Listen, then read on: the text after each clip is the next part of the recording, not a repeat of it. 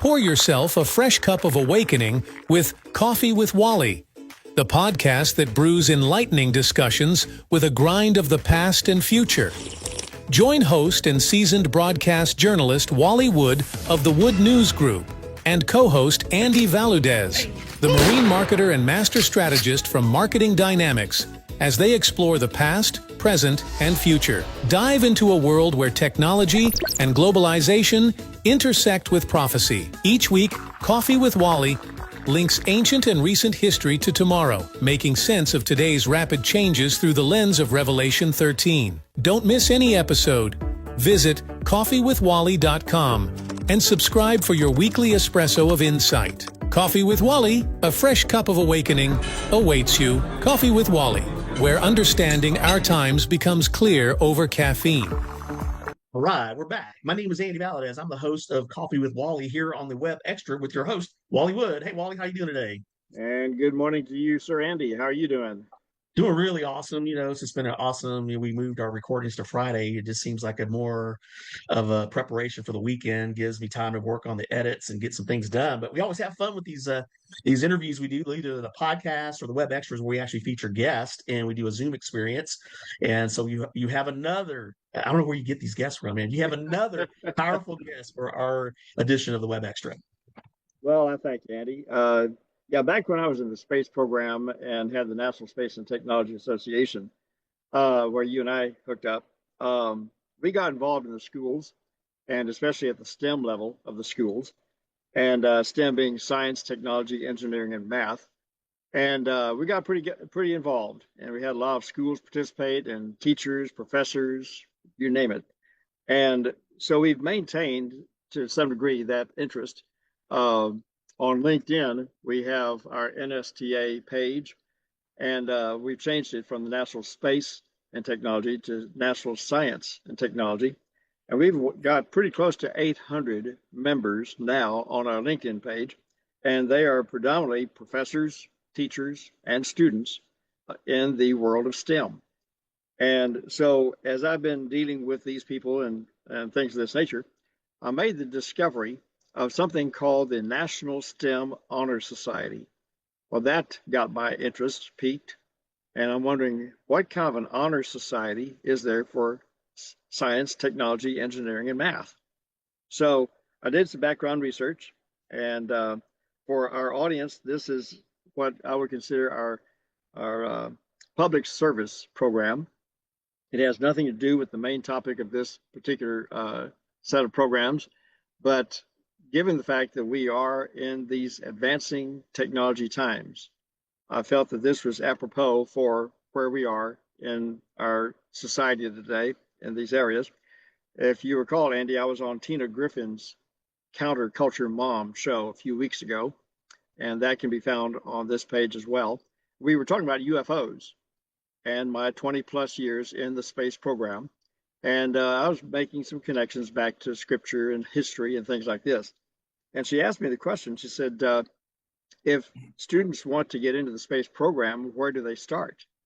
And my answer was, get into your school STEM program, because that's where you're going to find the groundwork that you need to get into that particular industry.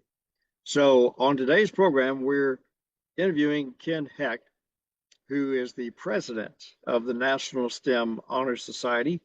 So Ken, welcome to the program, Coffee with Wally. Thank you so much. It's great to be on Coffee with Wally. Yes, we've got our coffee cups right here, and I assume that you're having coffee as well. There you go. These Boston. Boston. Now, where are you broadcasting from, by the way? I'm right outside of Boston, Massachusetts. So MIT and Harvard are about 15 minutes that away. Really. It's really exciting to be in this area. So much, worldwide, education going on. Yeah. Well, one of the things that we wanted to accomplish with NSTA was to host annual global technology conferences here in Space City, USA. And we were on that track until they closed down the shuttle program. And it changed our dynamics as well. But I want to find out about you. I interviewed people, and I want to find out facts about people. Okay. So There's not much about you out there personally. So I want you to share with us, first of all, your background and what brought you to this particular position as president of this particular organization. Well, thank you. That's a great question. And thanks for having me. It's great to speak with your audience, and hopefully we can help some people out there. So my name's Ken Hecht. I'm president of the National STEM Honor Society. And this is my father's retirement ring from the Chicago Fire Department. All right. Oh, really? So I grew up on the south side of Chicago, one of 5 kids. And my mom stayed home and raised the kids, and my grandma lived with us. So there's eight of us in a little city worker house on the south side. And I was pretty good at science and math all the way through. I went to Catholic schools, elementary, middle, and high school. There's an old joke in Chicago. There's only 2 religions. There's Catholic and there's public. Those are the 2. No. Anyways, I got really lucky, and I did pretty well at science and math and all that stuff in high school. And I got a lucky shot off, and I went to the University of Illinois at Champaign-Urbana. Who knew it was this amazing engineering school? I didn't know. It's the number 7th ranked engineering school in the United States. So I got a lucky shot off. So what drives me is to not have kids get a lucky shot off. Our moniker is from pre-K to career, right? So yes. I'm going to get into that a little bit more. But the point is, we're really excited about having kids in this global landscape of competitiveness. This is a global, it's a race for the future, what we're involved in here right now, Andy. And, yes. Yes. It's a race for the future. And it all starts, as you say, with education early on. The ages that of the people that are changing the world are getting younger and younger as this technology accelerates. So it's none of us who are cutting edge on the technology. It's really recent grads, right, of colleges and PhD programs and such. So it's an evolving industry, that's for sure. Right. It's an evolving industry, that's for sure. Right. Yeah. I'm on your website, and the mission being to inspire innovation and recognize student excellence from pre-K to career in the fields of science, technology, engineering, and mathematics. For you folks who are interested, you can find this at nstem.org. The letter N, STEM, STEM.org. And I do want to play a video into this program. And you tell me if you're set up for that or not. No, I'm ready. Are you ready? Okay, let's play this promo into what Ken is talking about.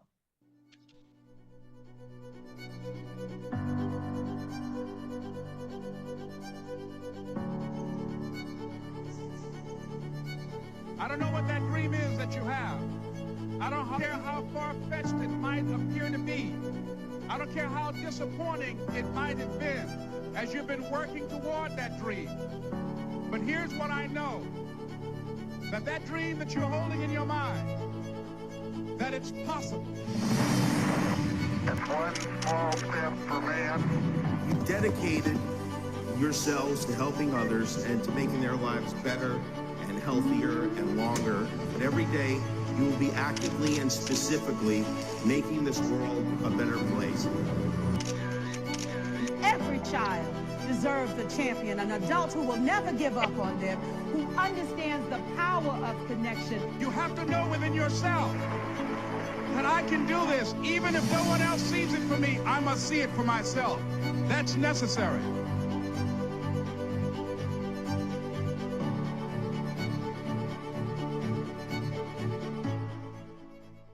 That's remarkable, Ken. And among all the videos that I saw on the website, I chose that one because it really is dynamic. For the millionth time in a row, I just got goosebumps watching that. Yeah. That's my very favorite of all of. We've got over 500 videos on YouTube if anyone wants to go check them out. But that's my favorite of all time. So you came into this particular arena kind of as a greenhorn, but you were advanced in your studies and things of this nature. How did this National Honor Society for STEM get started? Well, it was the brainchild of my partner, Eric Majors, who is a 20-year teaching vet up here in the Boston area, Manchester, Essex. And he, in 2014, was National Teacher of the Year in Sustainability nationally. Went to the White House twice to get awards at the White House for Teacher of the Year. So he's the real deal. He's the sort of the mad scientist behind all this. And in 2017, he had this idea, right? Wow, the National STEM Honor Society. He's very into sustainability, and he was trying to figure out, how to help with sustainability. And he came upon this concept of STEM. So really, I was on the board of Seaside Sustainability, which was his nonprofit. And he says, hey, I'm going to start this thing called the National STEM Honor Society. This is years ago. And I'm like, do you know I'm an engineer? And he goes, you're an engineer? I get that a lot, Yeah, I'm an engineer. So anyways, we this literally spun out of Seaside Sustainability, which is an environmental educational nonprofit here in the Boston area. Yeah. But again, what catches me is a National Honor Society. So give us some feel for where this comes into the process by which the kids are involved in STEM education in schools. What's, we know what we think of as far as honor societies because of our involvement in schools as well. But give us this bridge from daily STEM education into a National Honor Society for STEM. There are three key beliefs. Number one, that answers your question. We believe deeply in from pre-K to career. Okay. So let's give you an example. If you want a great high school, to use a sports example, right? If you want a great high school baseball or soccer team, you don't start your kids playing baseball or soccer in high school. You start them pre-K, right? In Brazil, they give kids a soccer ball when they're born. I mean, it's really, it's very proven that, start early and have it last a lifetime. So we put that first, and it's our moniker. And so we have chapters in elementary, middle, high school, college, and on to career. It's much like sports where it's a big feeder program. Okay. That's belief number one. Belief number two, our kids get recognized every single year that they earn it. Okay. So it's not just a one-time thing. There's a lot of people are familiar with the National Honor Society, which is a terrific organization, been around 100 years, and they're primarily a high school and some middle school recognition. And it's sort of a one-time thing where our kids literally get it every single year if they earn it. And number three message and belief is each year we celebrate this achievement by having our students get full-size Olympic medals. Okay, this is the same size Olympic medal that LeBron James gets, that Michael Phelps gets, right? And what's really cool about it is on the back, there's the opportunity for the school name and their moniker. And then, of course, this is a corporate sponsor. And who wouldn't want to be a corporate sponsor and get their name on the back of these Olympic medals that all these kids are going to cherish for the rest of their lives, right? So this happens to be the WNBA Atlanta Dream, where we had one of our recognition ceremonies on the court at the Atlanta Dream WNBA basketball game. That amazing was, in June. So we're going for many more sports teams. And the reason that we use these Olympic medals, you know why? Because we're a global organization. We're trying to have an impact on kids globally. Do you know why that is? Here's the reason for that. Here's what drives us, right? And we're trying to think of why are we trying to help all these kids all over the world? Because we're trying to expose kids to this. Think about it in another sports analogy. What if Tom Brady never saw a football? Are you with me? No Tom Brady. What if he never saw a football and he was never exposed to it? What if we're not exposing STEM to the next kid that's going to help us cure cancer? You know what I'm saying? Tom Brady never saw a football. LeBron James never saw a basketball. Think about it. How you'd go, that's inconceivable, right? Well, we need to get these kids going in science, and lots of them, right? So these are foundational components. I understand, of course, having been in that particular realm all these years myself, that's where the world is. The world is there in this high-tech environment like our parents never knew, our grandparents could never perceive of, okay? You mentioned a while ago, the kids earn this medal, this recognition by this National Honor Society in STEM. What does it take for them to earn this? There's 3 requirements, all right? The first requirement is a certain GPA in STEM classes only. Okay, so it's not history, it's not French, it's not English, it's science, math, and technology, right? And that GPA is a 3.0 out of 4 or equivalent. Now, why is it that? Why is it a 3.0 and not a 3.5? Well, we want the tent to be big for STEM and getting bigger, right? We want more kids inside the STEM tent because we need them. I mean, the jobs of the future, the whole future relies on our kids getting educated in STEM, right? Yes. So that's requirement number one, GPA in STEM classes only. You can raise the GPA, but you can't lower it. Okay, so if somebody wanted to make it a 3.5, they could, right? Two, number of STEM classroom hours. Again, it's not history or French, and it, as you can imagine, those hours go up as you go from elementary to middle to high school and college, right? And Yes. the third requirement, which is probably the most important, is the number of hours annually of project-based learning and enrichment. So a lot of people have heard of PBL. If you guys, it's project-based learning. It's really where there's a theorem and they're learning stuff and they're failing and they're succeeding and they have a theorem going in and they learn about, wow, that's why I study molecules, because this really, Yeah. really melds well with like my classroom learning, right? So the other things that PBL stands for and the number of hours required per year are very important. Project-based learning, think of it, project-based learning where they're solving real-world problems, and play-based learning, which is where education is going. Education is going to gamification, okay? And COVID accelerated this trend because a lot of kids are learning out of this box that we're all staring into right now, right? So that has accelerated the gamification. What does it do when you gamify learning? Well, it makes the kids more interested, right? And it leads them a lot of times through AI to really learning on a really rapid basis using a game. So those are the three requirements, and I could go on and on about them, but those are the three basic requirements. So if they meet those three requirements year after year after year after year, every single year, not only do they get a whole row of Olympic medals, much like someone who ran the Boston Marathon year after year, but they also get this amazing resume builder. Imagine, we always think about, I played football in high school, right? Oh, I played football at Marist High School, freshman, sophomore, junior, senior. How about I was in the National STEM Honor Society, freshman, sophomore, junior, senior year. Wow. Yes. Cool. We just started a partnership with U.S. News and World Report, college advisor. U.S. News and World Report just came to us and said, listen, we want to form a partnership with you. We see what you're doing. And it's really all about helping kids get into a lot of the best colleges and colleges that are correct for them. So I just literally signed that agreement yesterday, and it's very exciting for us. Well, congratulations, man. That's great. Thank you. At what grade level does the National Honor Society for STEM come into starting minimal? It's pre-K. Oh, really? Yes. I know that education does there, but the recognition and the awards go up that low as well? So yes. So what do we want to do for that pre-K and that K and first and second grade kid? There's no GPA requirement. There's no STEM class requirements. What we want to do is we want to be the bright, shiny object, right? We want to expose Tom Brady to a football, right? That's what we want to do, right? And then develop a lifelong learning as Tom Brady is like, wow, this is cool. This is football.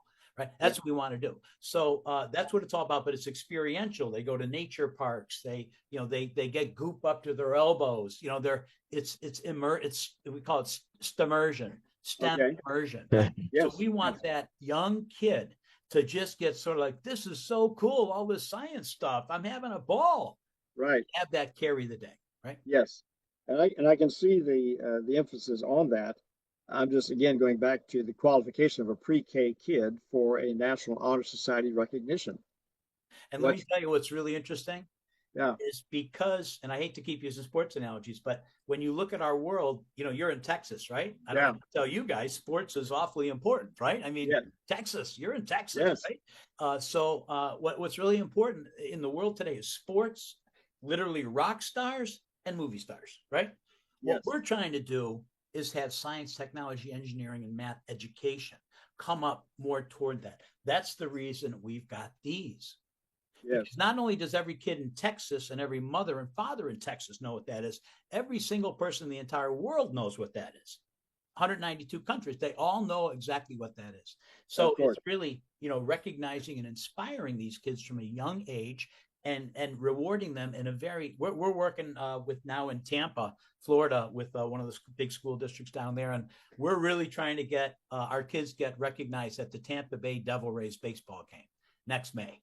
We've had the WNBA Atlanta Dream. That's our first one. And now we're really working on baseball teams. You got to think about what sports are going on in May and June every year. Well, it's baseball, it's the WNBA, and it's soccer, right? Football is pretty much over, basketball, etc. Right. Um, the the element of growth of a child in this particular arena of STEM. First of all, is this being offered as main courses in schools now, or are they still electives?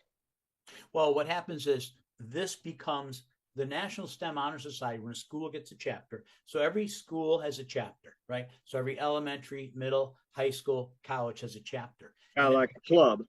yeah, and every chapter has a chapter advisor. Okay. Now, or advisors. Now, the chapter advisor is the equivalent of the coach, to continue with the sports analogy, right? And Yes. the coaches, well, what's a coach? They're excitable. They get along great with the kids. They're very motivational. So these are the kinds of things that we're always looking for, that STEM champion. So when you get that STEM champion inside the school district or school itself, they drive this chapter and the excitement of these kids, right? Of course. So what happens is they have, chapter meetings once a month. They're doing science fairs. They're doing sustainability projects, energy, AI, robotics, drones. What we want to do to continue the sports analogy, how kids kick the soccer ball in the backyard, they throw the football. We want them doing drones in the backyard. Right?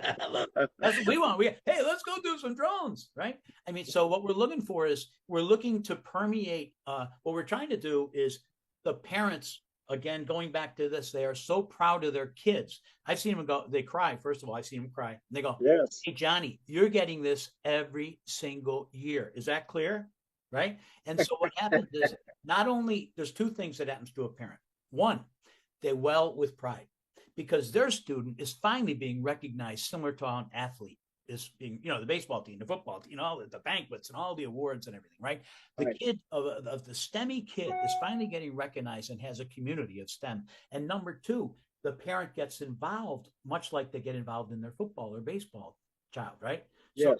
there's tremendous advantages with the parental involvement and pride. That's what we're bringing to STEM. Yes. There's something we said about working on AI in the dining room. I know. Right? Exactly. Hey, look at all this cool stuff, mom, dad, and then have mom and dad really involved in that, all Yes. these different STEM activities. Okay, so how many countries are involved? We're with you? coast to coast in the U.S. now, and we're in 5 countries. So Are you? we're in, and we just, that's all within the last, I would say, 6 months, right? Is our Okay. international expansion. So we're in Thailand, and I looked it up. We're at the International Christian School in Thailand. Okay. Okay. We're in Kenya. We're in Ecuador. We've got the Naval Academy in Ecuador. We got 7,000 kids in Ecuador from K to through high school, and they all wear whites. Oh, really? Ecuador Wow. Navy is the Navy school, right? The kids, Yes. right? It's amazing. We are in India and we are in South Korea, a very advanced school in South Korea. So we hope to be in at least 5 or 10 additional countries by the end of the year. And in fact, we're very focused on India. I have a 27-page business plan just on India. Yeah, you told me today that this was where you were focusing your today's activities was on India. Now, Well, what do you the think? U.S. and India are two, very technologically oriented, and Yes. Absolutely. And the kids in India often prove to be a lot smarter in broader fields than we're producing here in this country. And well, there's a amazing focus to on it. us. Wally, there's a focus on it. If you're a kid in India, as I learned, and you're not an engineer or a doctor, I don't know. Yeah. That's really kind of the expectation. And, and we got some brilliant kids here, but I think sometimes there's a focus that takes us off in terms of Instagram, wanting to be a YouTuber or something, which is all Sure. fine. But I think there's lots of distractions here. They're very clear. They're very clear. And don't forget about the spelling bees. Right? How many Indian kids are winning spelling bees over the past number of years? I would Just think blows your mind. right? Yeah. Right. So, what is your message to America today as we are cementing our arrival into an all high-tech future that, again, as I said before, our parents never knew, our grandparents never even imagined?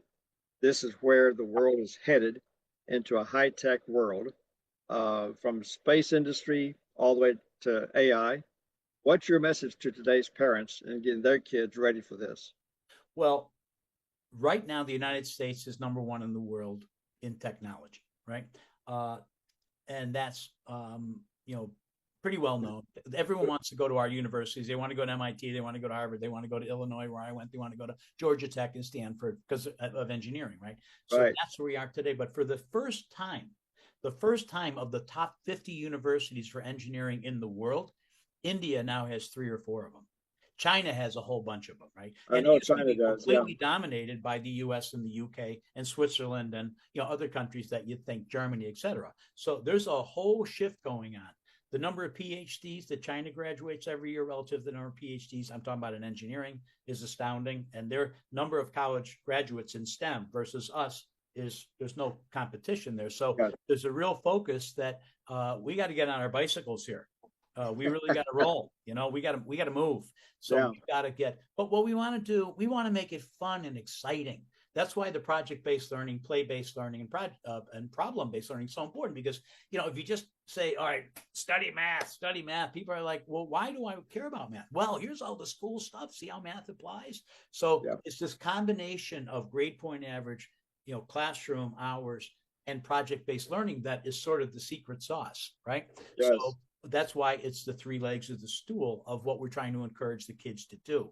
But the biggest one is probably project-based learning because it's interesting and exciting, and kids can sustain their level of interest and accelerate into this global competition that every kid in the whole world wakes up. They tie their gym shoes. They're competing with a kid from China, India, Australia, Germany. It's just not down the street anymore. Believe me, it's a global race for the future. Amen. It's amazing. Well, we're going to stay connected with you going forward, and we want to receive your press releases and your special announcements and things of this nature. We're at the cutting point now in our program, so we're going to end this interview. But Ken, I thank you so very much for your commitment and your investment in this program, and thank you for joining us for our show today. We're looking forward to staying connected with you. Absolutely. It's been a real pleasure. Andy, thank you. Wally, I can't tell you how much I appreciate this. All right, Wally. So did you leave me some time or not? I didn't leave you much, brother.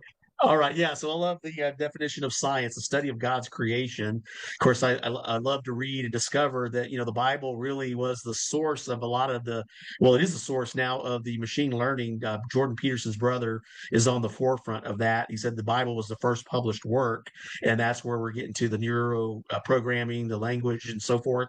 And then, of course, a lot of our pioneers were the thinkers. My own daughter just recently graduated at the top of her class, summa cum laude at A&M, under the forensic science. She's a forensic scientist. What?